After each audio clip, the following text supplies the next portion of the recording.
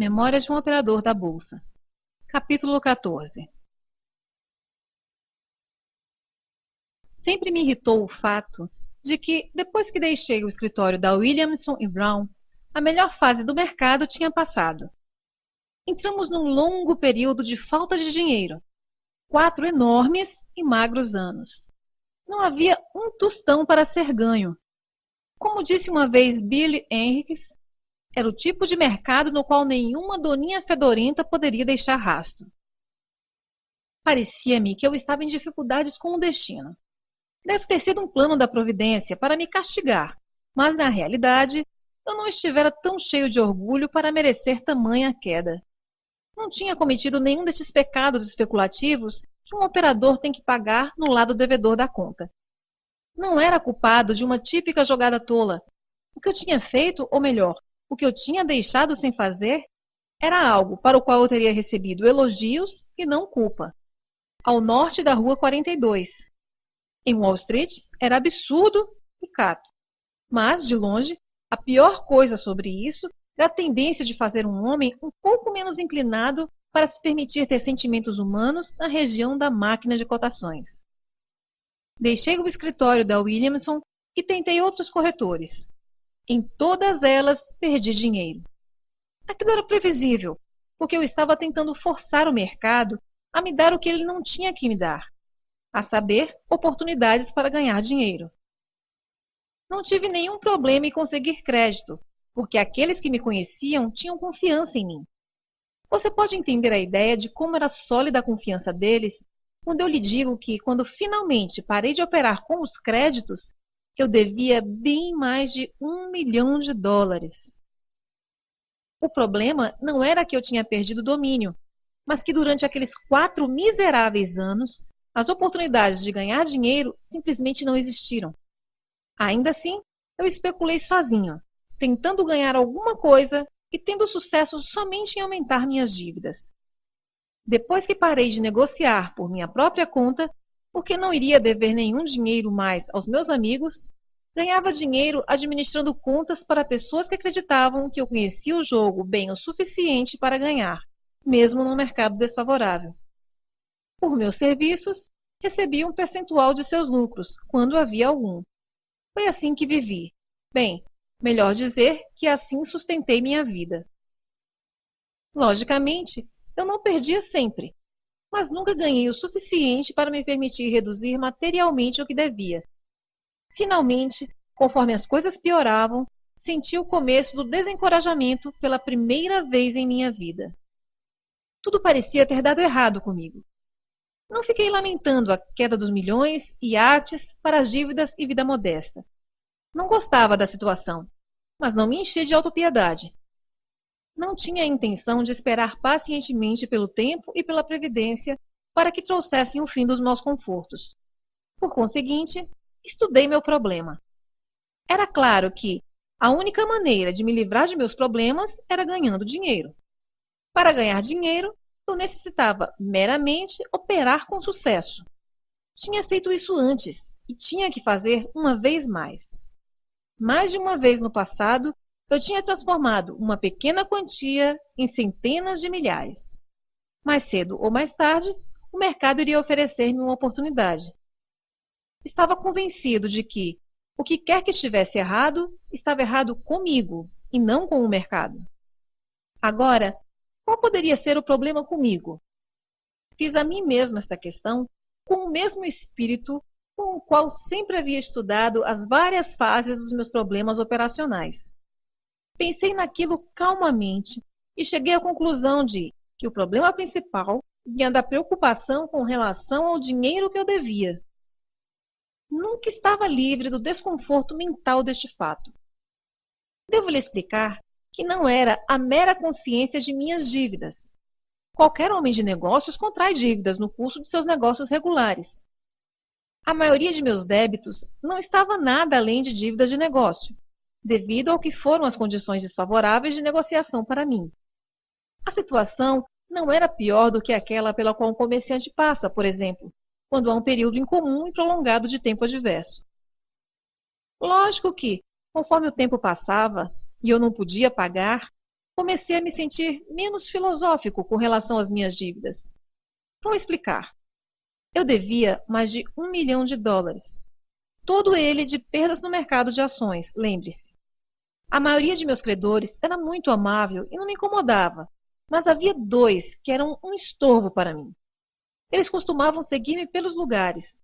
Todas as vezes que ganhavam alguma coisa, cada um deles grudava em mim, querendo saber tudo sobre o fato e insistindo em receber seus direitos. Um deles, para o qual eu devia $800, ameaçava processar-me, confiscar meus móveis e assim por diante. Não posso conceber por que ele pensou que eu estava escondendo bens, a não ser que fosse por eu não parecer exatamente um mendigo a ponto de morrer de pobreza. Conforme eu estudei o problema, vi que não era um caso que clamava pela leitura da fita, mas pela leitura de mim mesmo. Friamente, cheguei à conclusão de que nunca estaria apto a realizar nada de útil enquanto estivesse preocupado, e era igualmente claro que eu deveria estar preocupado enquanto devesse dinheiro. Ou seja, enquanto qualquer credor tivesse o poder de me molestar ou interferir na minha recuperação, insistindo em ser pago antes que eu pudesse adquirir um montante decente de dinheiro. Isso era tido claramente verdadeiro, que disse a mim mesmo: tenho que ir à bancarrota. O que mais poderia aliviar minha cabeça? Parece fácil e sensato, não é mesmo? Mas era mais que desagradável, posso dizer a você. Odiei ter que fazê-lo. Odiei ter que me colocar numa posição de ser erroneamente entendido ou mal interpretado. Eu, por mim mesmo, nunca liguei muito para dinheiro. Nunca pensei o suficiente sobre ele para considerar seu valor, embora confirmado a ele. Mas eu sabia que ninguém se sentia daquela maneira. Logicamente, também sabia que, se me recuperasse novamente, pagaria todo mundo pelas obrigações que permaneceram. Mas, a não ser que eu estivesse apto a operar nos velhos moldes, nunca seria capaz de pagar aquele 1 milhão. Fiquei nervoso e fui encontrar meus credores. Foi uma coisa extremamente difícil para eu fazer, porque a maioria deles era de amigos pessoais ou velhos conhecidos. Expliquei-lhes a situação muito francamente. Disse: não estou tomando esta atitude porque não quero pagar, mas porque, em consideração a mim mesmo e a vocês, tenho que estar em condição de ganhar dinheiro. Estive pensando nesta solução por mais de 2 anos, mas simplesmente não tive a coragem de vir e dizer tão francamente a vocês. Teria sido infinitamente melhor para todos nós se eu tivesse feito isso antes. Tudo se resume a isso. Eu positivamente não posso ser como antigamente enquanto estiver incomodado ou nervoso por causa dessas dívidas. Decidi fazer agora o que deveria ter feito há 1 ano. Não tenho nenhuma outra razão a não ser esta que acabo de dar a vocês. O que o primeiro homem falou era, para todos os propósitos e intenções, o que todos eles falaram. Disse em nome de sua firma. Livingston, ele disse, nós entendemos. Enxergamos perfeitamente sua posição. Vou lhe dizer o que vamos fazer. Vamos te dar uma folga. Peça a seu advogado que prepare qualquer tipo de documento que deseje e nós assinaremos. Isso foi, em substância, o que todos os meus grandes credores disseram. Este é um lado de Wall Street para você. Não era meramente uma natureza gentil descuidada e espírito esportivo. Era também uma decisão muito inteligente, pois era claramente um bom negócio. Apreciei tanto a disposição quanto o bom senso para os negócios. Estes credores liberaram minhas dívidas, que chegavam a mais de US$ 1 milhão. Mas havia os 2 credores menores, que não assinariam. Um deles era o homem dos $800, de quem falei. Eu também devia $60 mil para uma corretora que tinha ido à falência, e os liquidantes, que não me conheciam da Adam, estavam no meu pescoço em todos os momentos. Mesmo que eles estivessem dispostos a seguir o exemplo dado por meus maiores credores, não acho que o tribunal permitiria que eles assinassem. Em todo caso, meu plano de falência chegava apenas até aproximadamente $100 mil. No entanto, como disse, eu devia bem mais de 1 milhão. Foi extremamente desagradável ver a história nos jornais. Sempre paguei minhas dívidas integralmente.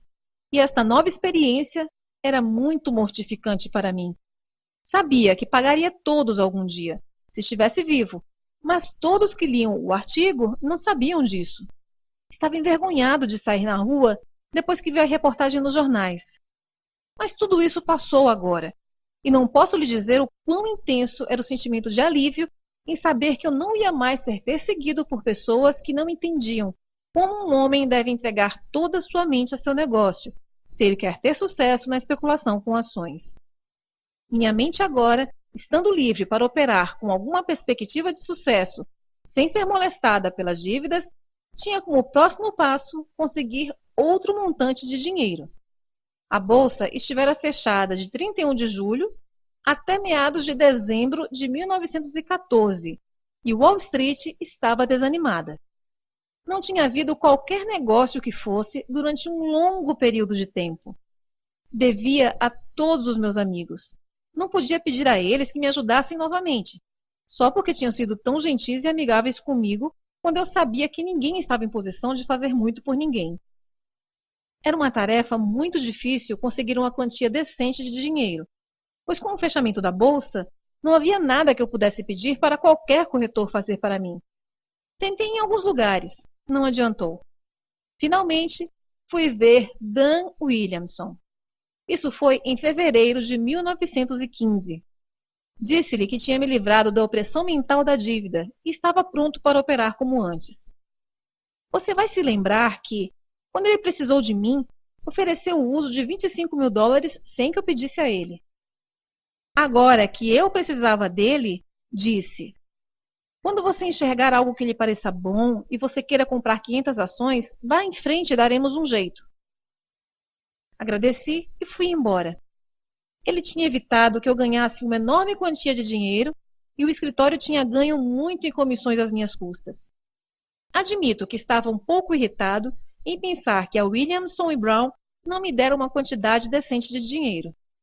Eu tencionava operar conservadoramente no começo.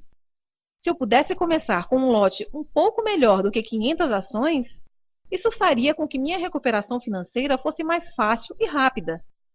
Mas, de qualquer maneira, percebi que, estando as coisas como estavam, era a minha chance de voltar. Deixei o escritório de Dan Williamson e estudei a situação geral e meu próprio problema em particular. O mercado estava altista. Isso era claro para mim, assim como era para milhares de operadores. Mas meu dinheiro consistia meramente de uma oferta de carregar uma posição com 500 ações. Ou seja, eu não tinha tempo a perder, limitado como estava. Eu não podia me permitir nem mesmo um leve revés no começo. Deveria começar a fazer dinheiro com a primeira jogada. Aquela minha compra inicial de 500 ações deveria ser lucrativa. Tinha que ganhar dinheiro real. Sabia que, a não ser que eu tivesse capital suficiente para operar, não seria capaz de usar de um bom julgamento. Sem as margens adequadas, seria impossível adquirir o sangue frio, atitude livre de emoções com relação ao jogo que vem da capacidade de se permitir algumas pequenas perdas, como aquelas nas quais eu sempre incorria nos testes do mercado antes de fazer a aposta grande. Penso agora que me encontrava então no período mais crítico de minha carreira como especulador. Se falhasse desta vez, não poderia dizer onde ou quando, se possível, eu poderia conseguir uma outra cota para tentar novamente. Era muito claro que eu simplesmente deveria esperar pelo exato momento psicológico. Não me aproximei da Williamson e Brown. Quero dizer, intencionalmente, mantive-me longe do escritório por 6 longas semanas de uma persistente leitura da fita. Tinha medo de que, se fosse ao escritório, sabendo que poderia comprar 500 ações, poderia ser tentado a operar no momento errado ou com a ação errada. Um operador, em adição ao estudo das condições básicas, lembrando-se dos procedentes do mercado e mantendo em mente a psicologia do público de fora, bem como as limitações de seus corretores, deve também conhecer a si mesmo e precaver-se contra suas próprias fraquezas.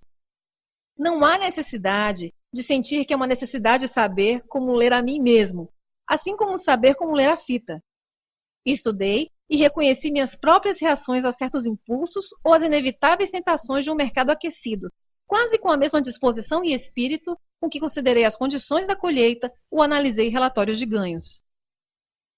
Então, dia após dia, falido e ansioso para retornar aos negócios, sentava em frente ao painel de cotações numa outra corretora, onde não podia comprar ou vender mais do que uma ação, estudando o mercado, sem perder uma transação sequer na fita, aguardando pelo momento psicológico de tocar o alarme para colocar toda a força à frente.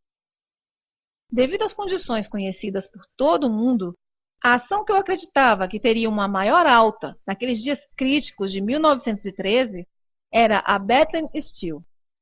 Eu estava moralmente certo de que iria subir, mas para ter certeza de que ganharia em minha primeira jogada, como deveria, decidi esperar até que ultrapassasse seu valor nominal.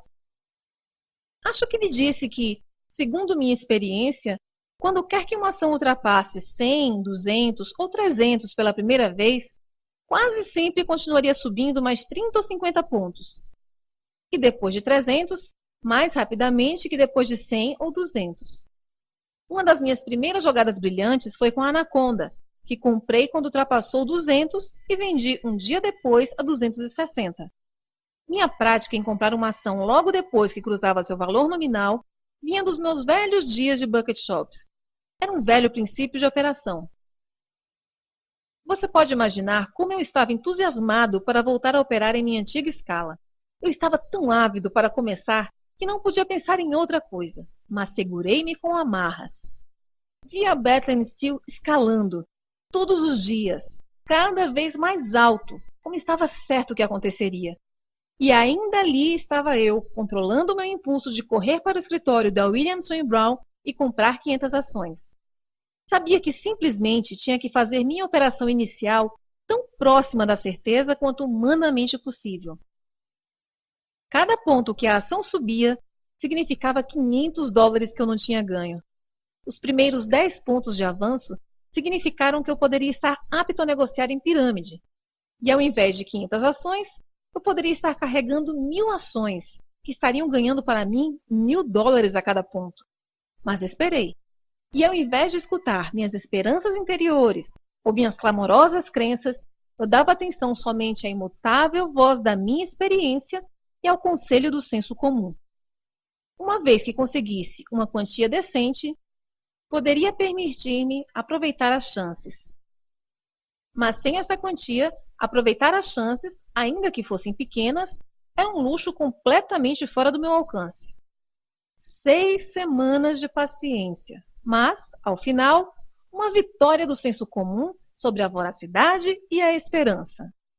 Eu realmente comecei a vacilar e a suar sangue quando a ação atingiu mais de 90.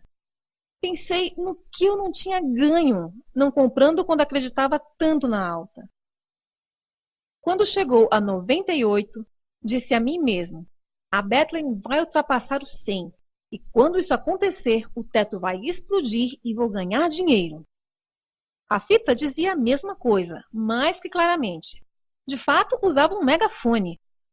Eu lhe digo, vi 100 na fita quando a máquina transmissora estava imprimindo 98. E eu sabia que não era a voz da minha esperança ou a visão do meu desejo, mas a afirmação do meu instinto para a leitura da fita. Então eu disse a mim mesmo, não posso esperar até que ultrapasse 100. Tenho que adquiri-lo agora. O negócio é tão bom quanto se a ação estivesse ultrapassando o valor nominal.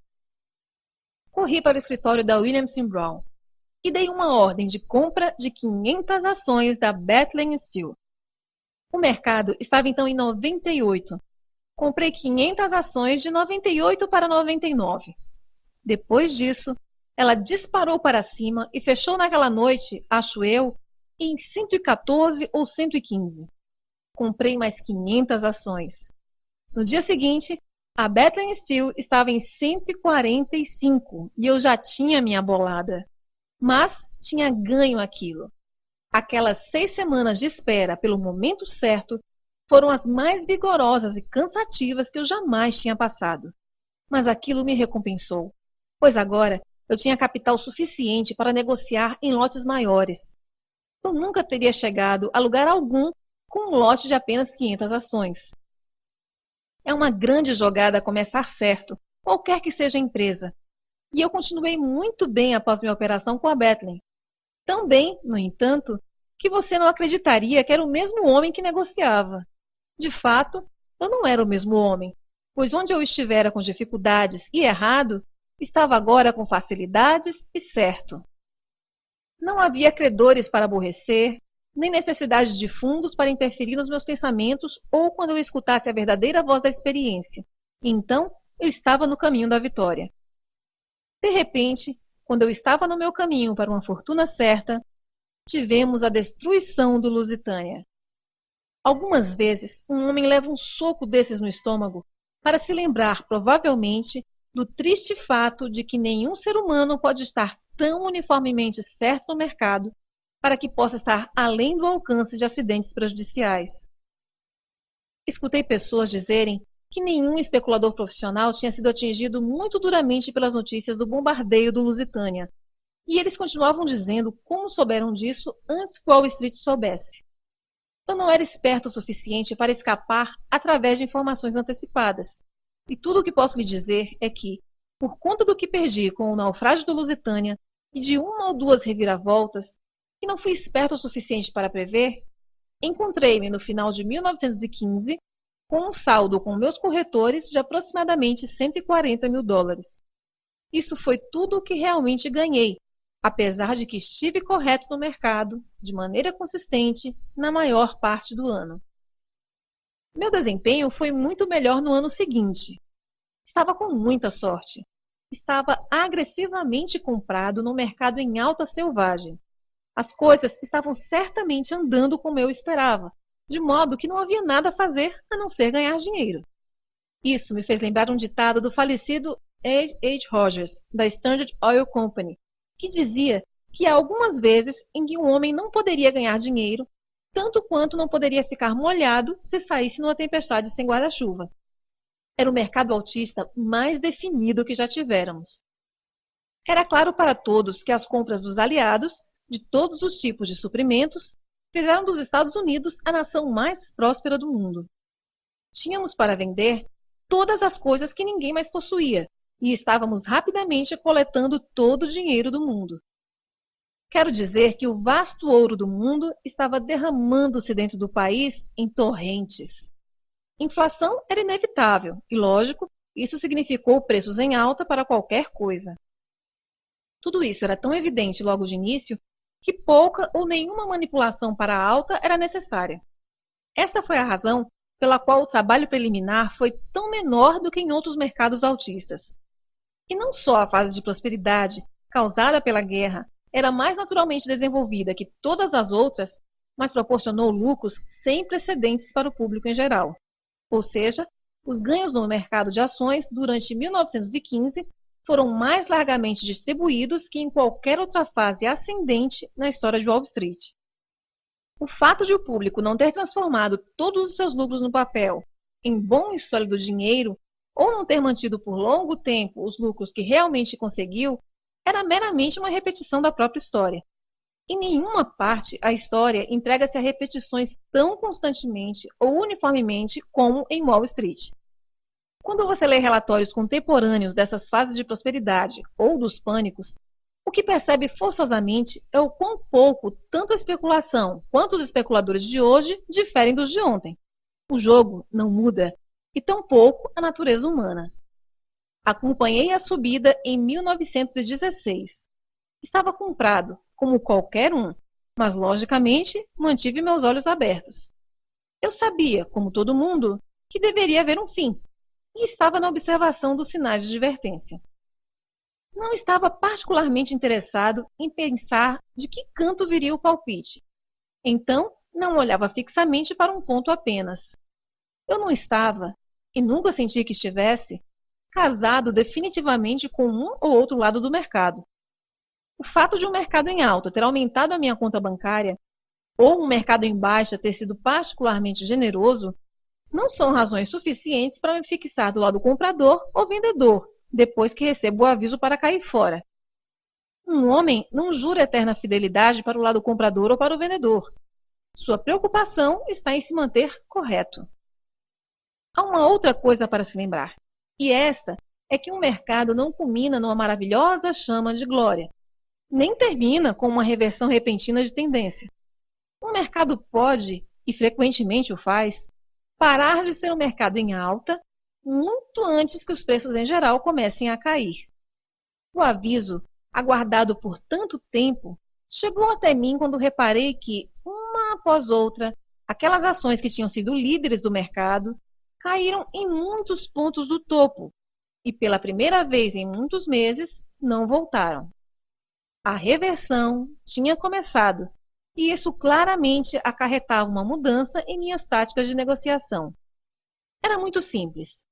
No mercado altista, a tendência dos preços, logicamente, é para cima, de modo decidido e definitivo.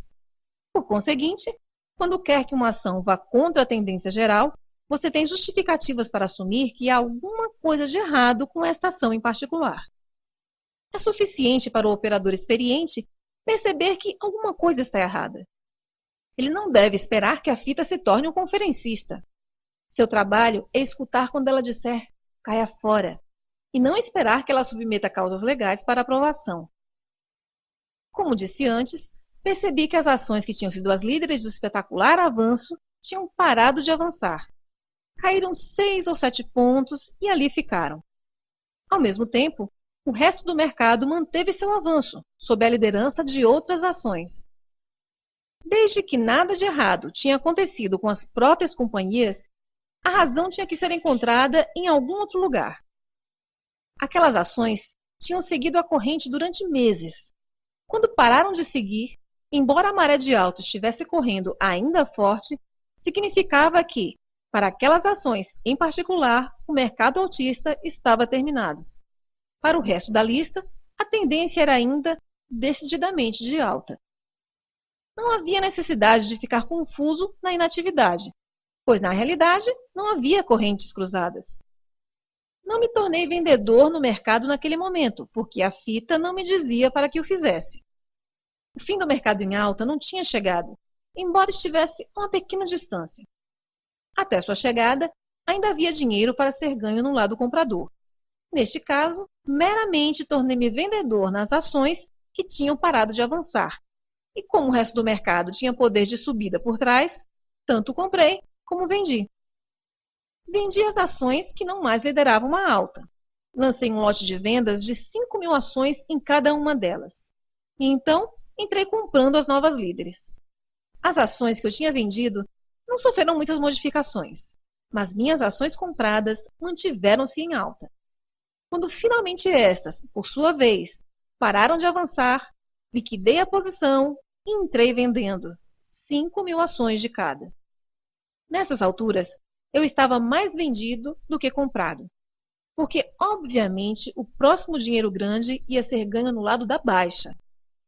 Enquanto eu tinha certeza de que o mercado baixista tinha realmente começado, antes que o altista tivesse terminado na realidade, sabia que a hora de me tornar um vendedor agressivo ainda não era aquela. Não havia sentido em ser mais realista que o rei, especialmente em ser realista tão cedo. A fita meramente dizia que as patrulhas do principal exército vendedor tinham iniciado a sua marcha. Aquela era a hora de ficar de prontidão. Fiquei comprando e vendendo até que, depois de um mês de operações, tinha um lote de vendas de 60.000 ações, 5.000 cada, numa dúzia de ações diferentes, que no começo do ano tinham sido as favoritas do público porque eram as líderes no grande mercado altista. Não era um lote muito pesado, mas não se esqueça que também o mercado não estava definitivamente em baixa. Então, um dia, o mercado inteiro tornou-se fraco e os preços de todas as ações começaram a cair. Quando tinha um lucro de pelo menos 4 pontos em todas as 12 ações que estava vendido, soube que estava certo. A fita me dizia que agora era seguro estar vendido, então prontamente dobrei minhas posições. Tinha minha posição. Estava vendido em ações num mercado que agora era claramente um mercado em baixa. Não havia nenhuma necessidade de forçar as coisas. O mercado estava compelido a seguir meu caminho. E sabendo disso, podia permitir-me esperar. Depois que dobrei a posição, não fiz outra operação por um longo tempo. Aproximadamente 7 semanas depois de ter lançado o meu lote completo, tivemos o famoso vazamento de informação e as ações caíram vertiginosamente. Disseram que alguém tinha adiantado notícias de Washington de que o presidente Wilson ia emitir uma mensagem que traria de volta a pomba da paz à Europa muito rapidamente. Lógico que a fase de prosperidade causada pela guerra tinha começado e foi mantida pela Guerra Mundial, e a paz era um fator baixista. Quando um dos operadores mais espertos do pregão foi acusado de lucrar através de informações antecipadas, ele simplesmente disse que vendeu ações não por alguma notícia, mas porque considerava que o mercado altista estava para lá de maduro. Eu mesmo tinha dobrado meu lote de vendas a descoberto 7 semanas antes. Com as notícias, o mercado caiu vigorosamente e eu naturalmente liquidei as posições. Era a única jogada possível.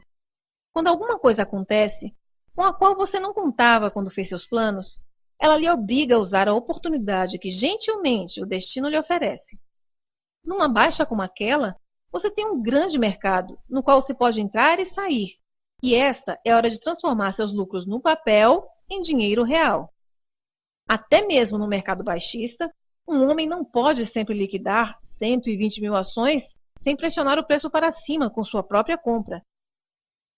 Ele deve esperar que o mercado lhe permita comprar essa quantidade, sem prejuízo para os seus lucros, como eles se mostram no papel.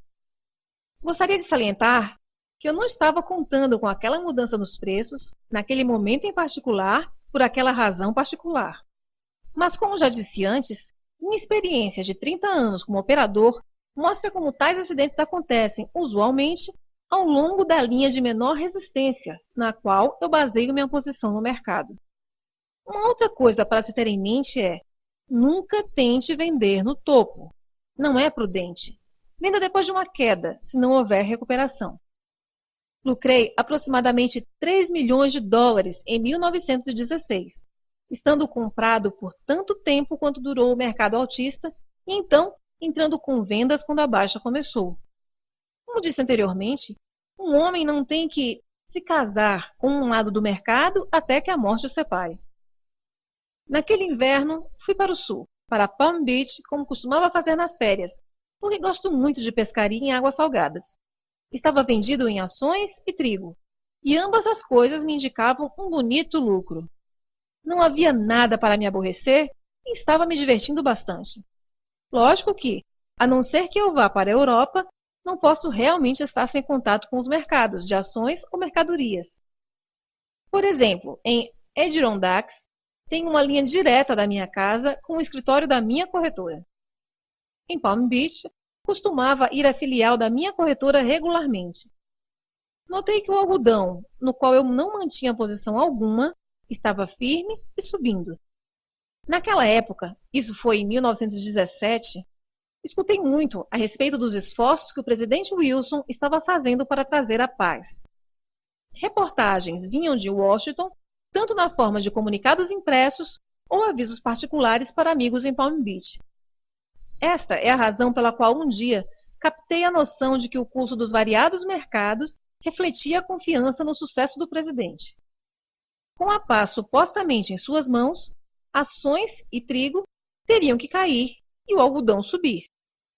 Eu estava posicionado nas ações e no trigo, mas não tinha feito nada com relação ao algodão em momento nenhum.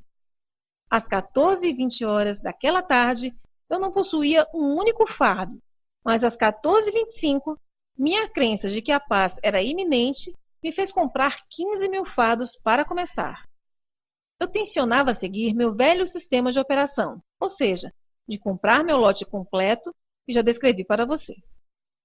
Naquela mesma tarde, depois do fechamento do mercado, recebemos a notícia do estado de guerra irrestrita. Não havia nada a fazer, a não ser esperar pela abertura do mercado no dia seguinte. Lembro-me que no Gridley, naquela noite, um dos maiores empresários do país estava oferecendo para venda qualquer quantia de United States Steel por 5 pontos abaixo do preço de fechamento daquela tarde. Ali estavam vários milionários de Pittsburgh escutando. Ninguém aceitou a oferta do homem. Eles sabiam que, inevitavelmente, haveria uma redução muito grande na abertura. Como esperado, na manhã seguinte os mercados de ações e mercadorias estavam em alvoroço, como você pode imaginar. Algumas ações abriram 8 pontos abaixo do fechamento da noite anterior. Para mim, aquilo significava uma oportunidade caída dos céus para liquidar todas as minhas vendas de maneira lucrativa.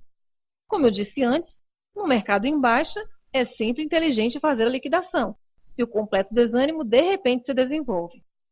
Esta é a única maneira, se você opera com um lote de bom tamanho, de transformar um grande lucro no papel em dinheiro real, tanto rapidamente como sem reduções lamentáveis. Por exemplo, eu sozinho estava vendido em 50 mil ações da United States Steel. Lógico que eu estava vendido em outras ações, e quando vi que o mercado estava apropriado para a liquidação, assim o fiz. Meus lucros somaram aproximadamente $1,5 milhão. Não era uma chance para se desprezar. O algodão, no qual eu tinha posição de 15 mil fardos, comprados na última meia hora de negociação da tarde anterior, abriu em baixa de 500 pontos, uma baixa e tanto. Significava uma perda, numa noite, de $375 mil. Enquanto era perfeitamente claro que a única jogada esperta em ações e trigo era liquidar as posições na baixa, eu não tinha tanta certeza de que deveria fazer com o algodão. Havia várias coisas para considerar, e enquanto eu sempre encerro minha perda no momento em que me convenço de que estou errado, não quis liquidar aquele prejuízo naquela manhã. Então, refleti que tinha ido ao sul para passar bons momentos pescando, ao invés de ficar perplexo com o curso do mercado de algodão.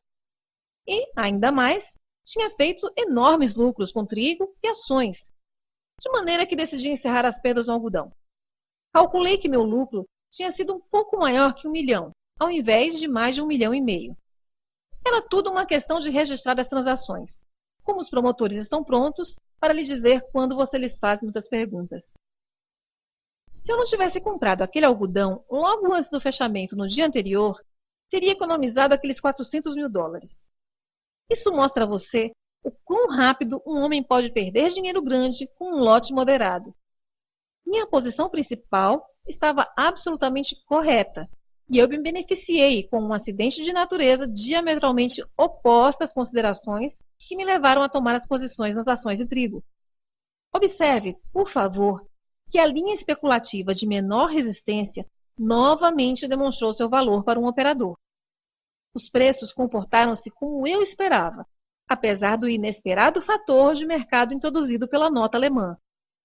Se as coisas tivessem acontecido como eu tinha calculado, eu estaria 100% certo nos meus 3 lotes, pois, com a paz, as ações e o trigo teriam caído e o algodão teria subido. Eu teria ganho nos 3. Sem considerar a paz ou a guerra, eu estava certo em minha posição no mercado de ações e no trigo, e este é o motivo pelo qual o inesperado evento ajudou. No algodão, baseei minha jogada em algo que poderia acontecer fora do mercado, ou seja, apostei no sucesso do presidente Wilson nas negociações de paz. Foram os líderes militares alemães que me fizeram perder a aposta no algodão. Quando voltei para Nova York, no começo de 1917, paguei todo o dinheiro que devia, que era mais de $1 milhão. Foi um grande prazer para mim pagar minhas dívidas. Deveria tê-las pago alguns meses antes, mas não o fiz por um motivo muito simples. Estava operando de maneira muito ativa e com muito sucesso, e necessitava de todo o capital que tinha. Devia isso para mim mesmo, tanto quanto para os homens que considerava meus credores, para aproveitar todas as vantagens dos mercados maravilhosos que tivemos em 1915 e 1916. Sabia que ganharia uma enorme quantidade de dinheiro e não estava preocupado, porque os estava deixando esperar por alguns meses a mais, por um dinheiro que muitos nem mais esperavam recuperar. Não desejava pagar minhas dívidas em pequenas parcelas, ou para cada um no momento, mas por inteiro e para todos ao mesmo tempo. Então, enquanto o mercado estava fazendo tudo o que podia por mim, Simplesmente me mantive operando numa escala tão grande quanto os meus recursos me permitiam.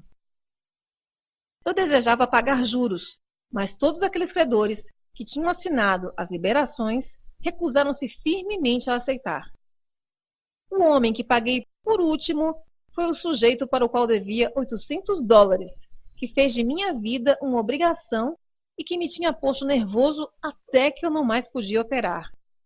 Deixei-o esperar até que ficasse sabendo que eu tinha pago todos os outros. Só então ele conseguiu seu dinheiro. Eu queria ensinar-lhe a ser tolerante da próxima vez que alguém lhe devesse algumas centenas de dólares. E foi assim que me recuperei. Depois de pagar as minhas dívidas totalmente, apliquei uma grande quantia no investimento anual. Convenci-me de que não iria ficar amarrado, desconfortável e sem um tostão nunca mais. Lógico que, depois que me casei, depositei algum dinheiro em benefício de minha mulher. E depois veio o garoto. Depositei algum dinheiro em seu nome. A razão pela qual o fiz não foi só o medo de que o mercado de ações pudesse tirá-lo de mim, mas porque eu sabia que um homem vai gastar qualquer coisa que possa ter em suas mãos. Fazendo o que fiz, minha mulher e meu filho estão a salvo de mim. Muitos homens que conheço fizeram a mesma coisa, mas persuadiram suas esposas a devolverem o dinheiro quando necessitaram e acabaram perdendo-o.